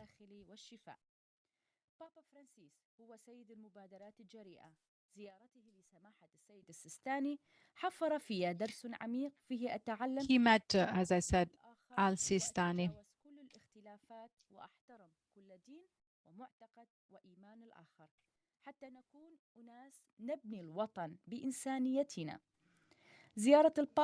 And his visit to His Eminence Al-Sistani engraved me a deep lesson.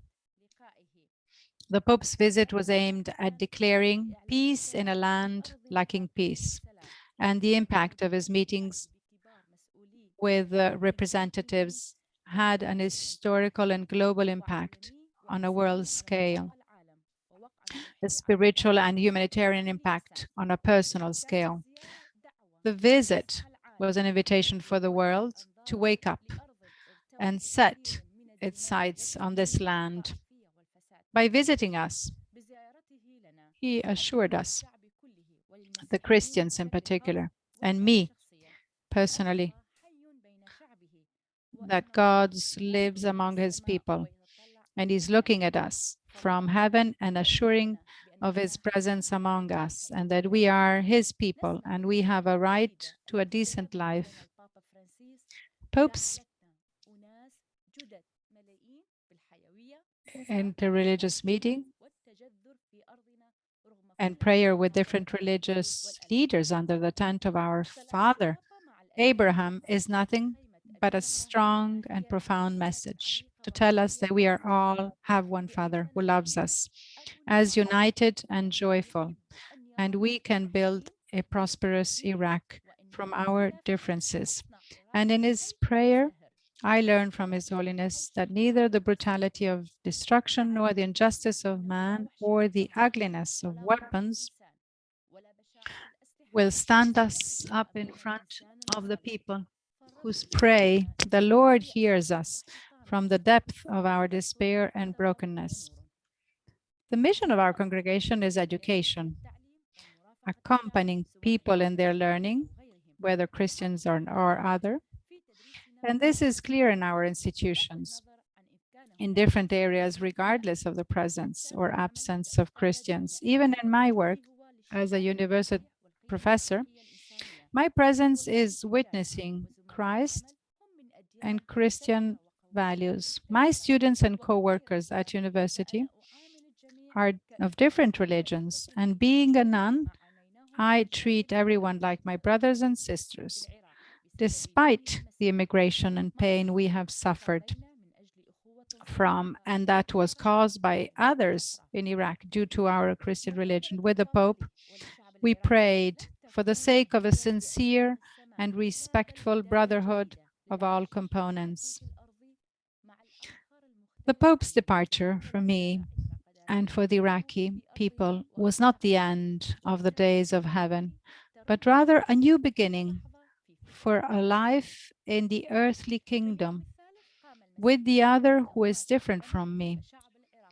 We still sense his sainthood unfolding in our earth and our depths, and his words resonating in my mind and in my heart. It is true that I did not meet the Pope, as I said, face to face, and I did not receive maybe his blessing when he came to my hometown of Caracas. But those days were days of joy, recovery, and the presence of the Holy Spirit.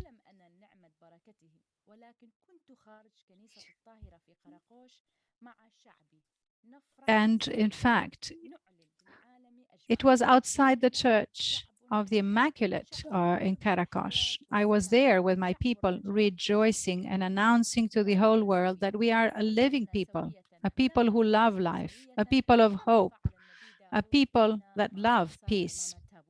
We rejoiced, cheered, and danced together, just like Prophet David did.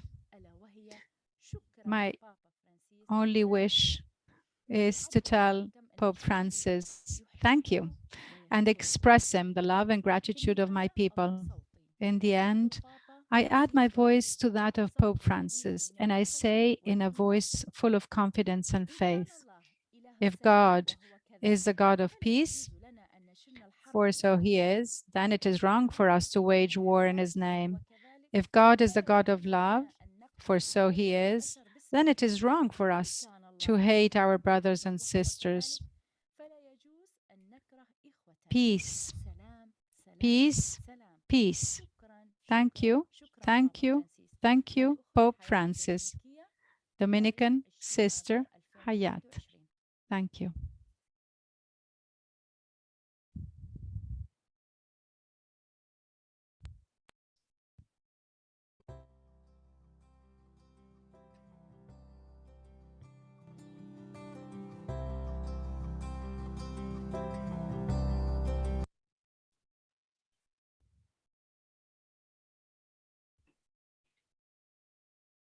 Grazie di cuore, Suor Hayat, per la Thank tua... you really very much, Sister Hayat, for your very deep testimony, and also for the work that your congregation is doing, being present in Iraq together with religious men and women, striving for peace and for our humanity, which is a single humanity.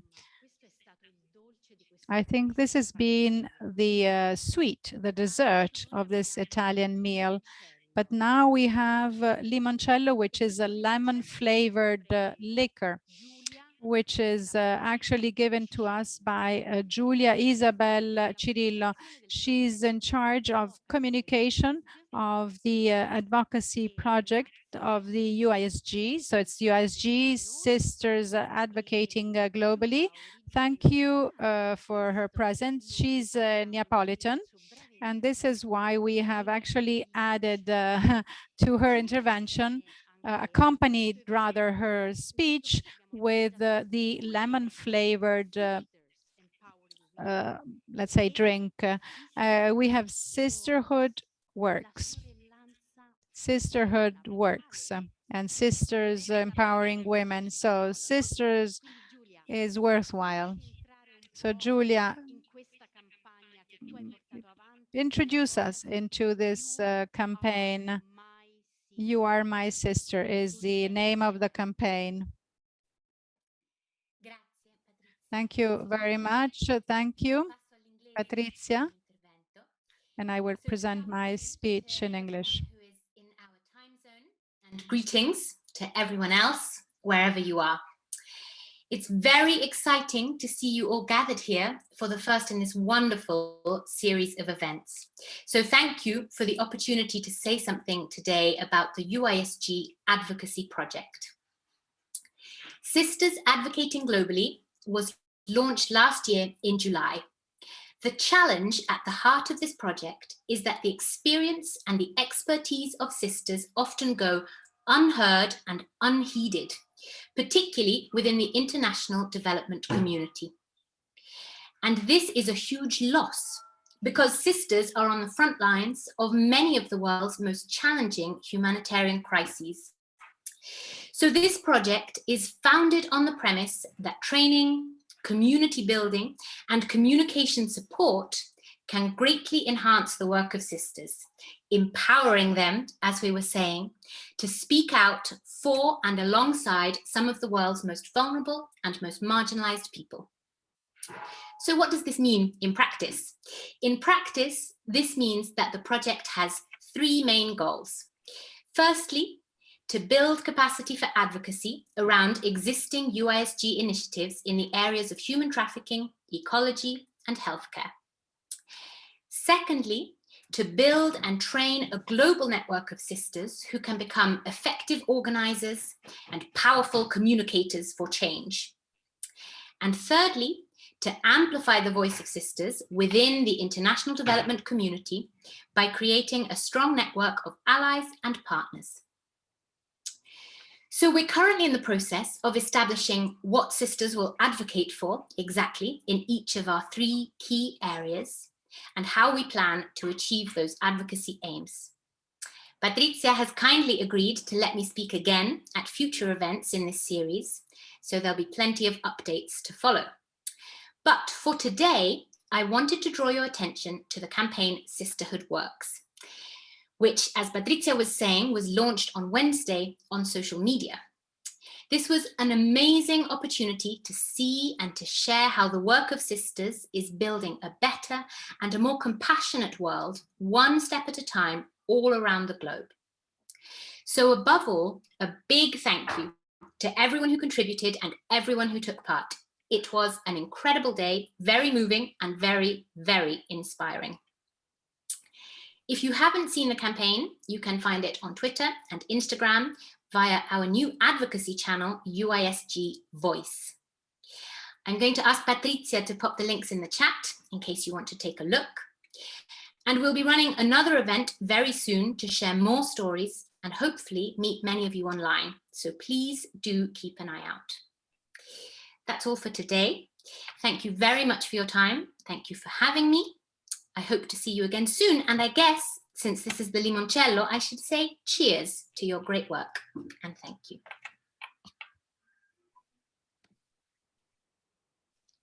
Grazie Giulia, scusami, non sono stata veloce. Thank you, Giulia. Maybe you can add in the chat, you know, with the lemon flavored liquor, I was slightly got distracted by. Thank you so much, Giulia, because this campaign, You Are My Sister, and also sisterhood works actually allow us to raise the attention on our sorority and sisterhood, because I think that all the sisters actually can identify themselves in this common sisterhood. But thank you very much, Julia. Open up the microphone, and I would like to ask you two very short questions. I know that you're very rapid in your answers. The first is the following: when are we going to hold actually a meeting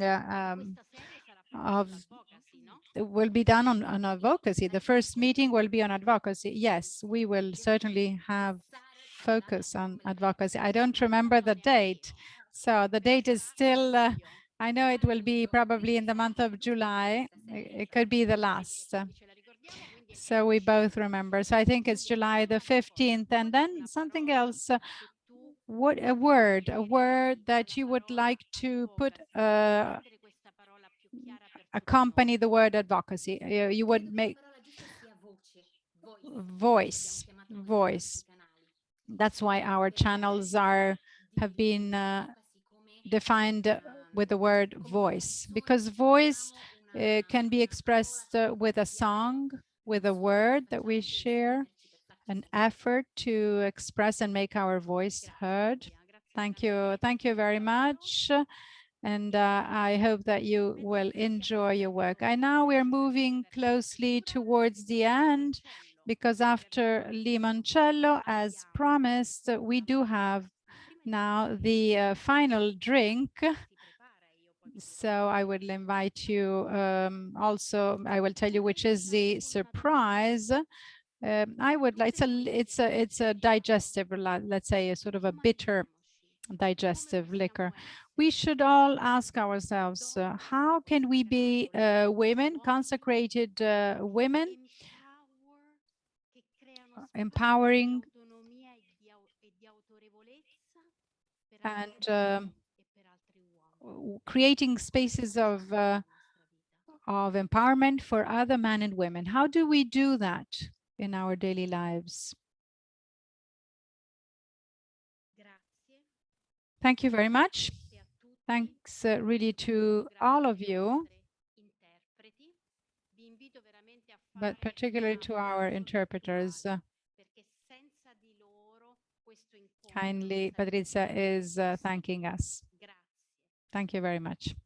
And we are most grateful as well. Thank you also to our speakers, to all those who have basically shared with us their experience and their reflection. I would like to invite you. The next meeting will be April the 27th, and it will be economy and health. Maybe if you can share during this period of time interval a photo, an image, which will give us also the idea that women empowering women. You can do that with the hashtag, or you can simply pass it on to us. So now we have a sweet, sweet and sour to Sister Pat Mary, who she is the executive secretary of the USG. We would like to invite Sister Pat just to weave together the main components of this meeting of us today. Welcome, Sister Pat, and the floor is yours for your closing remarks. Thank you very much, Patrizia. And what do you say at the end of a very rich meal? There are many words of thanks, but I feel this has been a very moving event. We have heard Yolanda from Poland, Carmen Rose from Spain, Natalie from France, Liliana from Colombia, and Sister Hayat from Iraq speaking to us. So in a way, we're experiencing something of those many images that were presented to us today.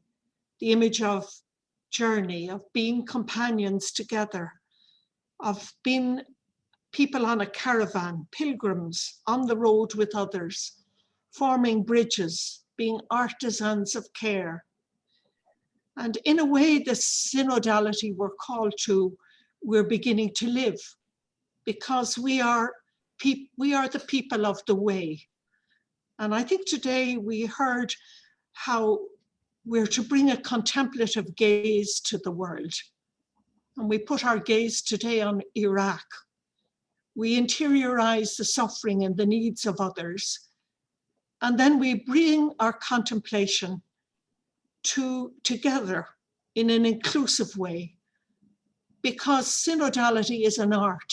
It's something we have to learn to be inclusive, to engage in dialogue, to be discerning, to be generative and intercultural. And that being open to this relationality of encounter, where we welcome difference, where we allow space for difference, where we're widening the tent and sitting together at a common table. And we're doing that, we heard, in a linear way because we're on a journey, but we're doing it in a circular way because we're going deeper. Because at the center is Jesus Christ, and our call as women religious, but as women who are baptized, to be a mystical, prophetic, and missionary presence in the church. And so just in concluding, one of the things that struck me was that as women, we are, and as women religious, we're very well positioned to show leadership in this new way of leading. Because over these several decades, we've been doing this. We've been listening to one another, encountering one another, crossing cultures, developing a global sisterhood. And together we've been discerning, learning the practice of discernment, and engaging in contemplative dialogue. So our listening, our words and our actions are coming from this framework of synodality. And now I think we're called to engage with others and to bring the gifts that we've learned in the journey so far to the wider community, so that we create new horizons of meaning. So I think I'm appealing at the end that in our synodal journey, that we give leadership to women and we give leadership to the young. Because we've made a difference between the process of decision-making and the decision makers, the decision-making at the end of the process. So I do think that these two groups of women, both religious and lay, and also young people are well positioned to lead this journey into the future, so that we can sing that common melody, but with all those different notes that we've spoken about, so that we can seek synergy. I think it's a real call to us as religious and as religious women to seek to be a bridge and to create synergy, fostering the spirituality of communion. So I thank everyone who has enriched us today in such a dynamic and beautiful way. And I ask you to start on, to continue to be part of this incredible journey that we're on. We've already begun it, but it's a journey that's intercongregational, that's inter-everything, intercultural, inter-male and female, young and old.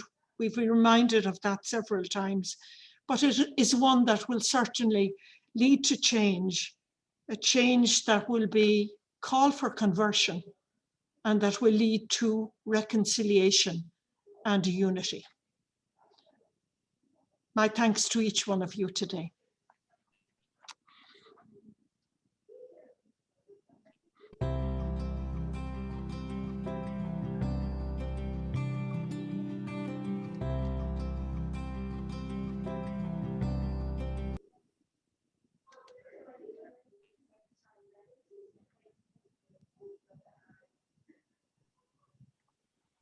Thank you, Sister Pat. Thank you, everybody. Let's go to empower women and sisters. Teraz grafik wczoraj tam był, nie, no to no proszę mówić, teraz macie tutaj. Thank you. Muito Grazie Patrizia. Grazie. Thank you, everybody. Thank you very much. Patricia, lindo, muy lindo todo. Thank you. Yes, So thank much. you. Thank you. Thank you. Bye-bye. Yes, Bye. Thank you very much. Bueno, gracias. Muchas gracias. Bye-bye. Gracias a todas. Gracias. Patricia, Adiós, adiós. Patricia. Feliz fiesta de Pascua. Pascua de Resurrección. Buona settimana. Easter to everyone. Wonderful to see you all. Thank you. Grazie, grazie mille.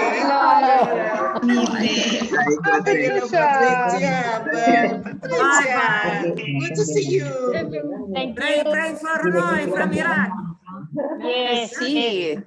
Myanmar. We have to pray for each other. Ciao. For us in Brazil. Gracias por todo, Patricia. Con gusto. Obrigada. Adiós. Thank you, Patricia. Ciao. Danke. Hi, Margaret. Shukran. Merci, shukran, shukran. Thank you. Black